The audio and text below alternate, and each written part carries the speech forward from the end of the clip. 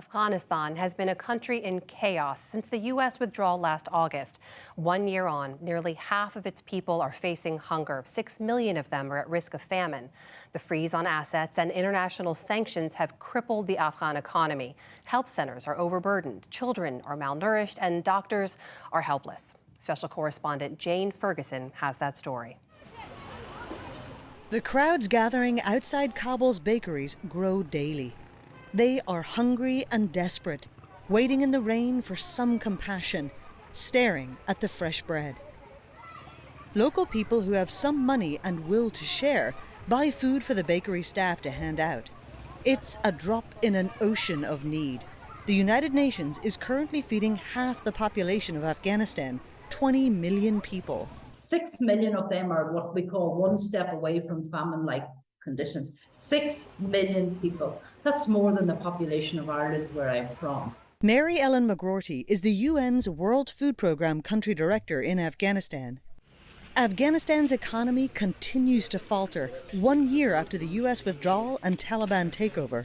Mass unemployment followed the collapse of the Afghan government last August.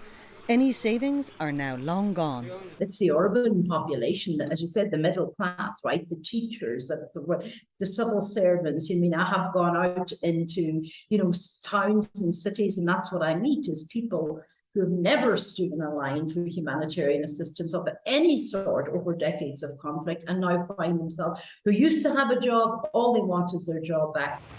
International sanctions and a freezing of the assets of Afghanistan's central bank make it near impossible for the economy to function normally. The country is run by an internationally recognized terrorist group, making its economy the victim of counter-terror restrictions. Those still with savings cannot access them, and sending money to the country from abroad remains tough. Added to this, food price rises are making it harder for families to buy enough. Now for the second month in a row, we're having to increase the cash amount that we're distributing to factor in price increases by 10% 2 months in a row, which is almost 20%. You know what I mean? So it is. And then we're also having delays in the supply chain as well. So there is a knock-on effect from Ukraine in Afghanistan, both in food prices, in fuel prices. It's here where the results of those increases can be seen. Kabul's Indira Gandhi Children's Hospital.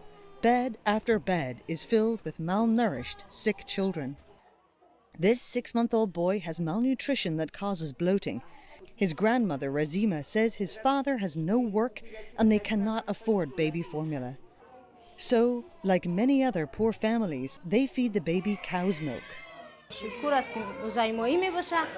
The problem is these families are poor, so they buy very low-quality milk, which the children can't properly digest, and so the children have diarrhea, and that eventually leads to malnutrition.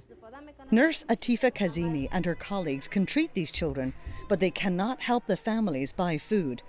So the children they help return, needing their care again. After 1 month, we release them, but since they still can't afford the good milk, they go back to the low-quality milk, and again the children get diarrhea, and within 10 days they are once again severely malnourished, and they have to be readmitted to the hospital.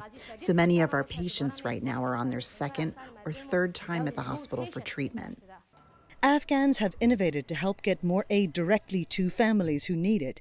An Afghan-American e-commerce startup called Asil pivoted as soon as the crisis hit a year ago, and now helps the diaspora abroad and any individual donor online send food and emergency aid to families in Kabul directly. Their team hires local drivers to deliver packages of baby formula, food and basic medical supplies in over 30 provinces. Ihsan Hassan oversees the emergency response team in Kabul. If we have a package for 200 families, but you will see there are more than 1,000 families gathered there, and they are, asking for the food packages. They are in great need.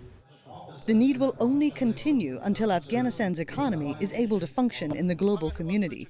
That will depend on politicians and diplomats, and the Taliban. There are some very difficult conversations to be had around Afghanistan. As I said last year, I think we need to avoid collective punishment. 1 year on since the collapse of the Afghan state, the international community is no closer to figuring out how to help Afghans economically without empowering the Taliban's hardliners. Until they do, millions will be forced to wait, hungry and running out of options. For the PBS NewsHour, I'm Jane Ferguson.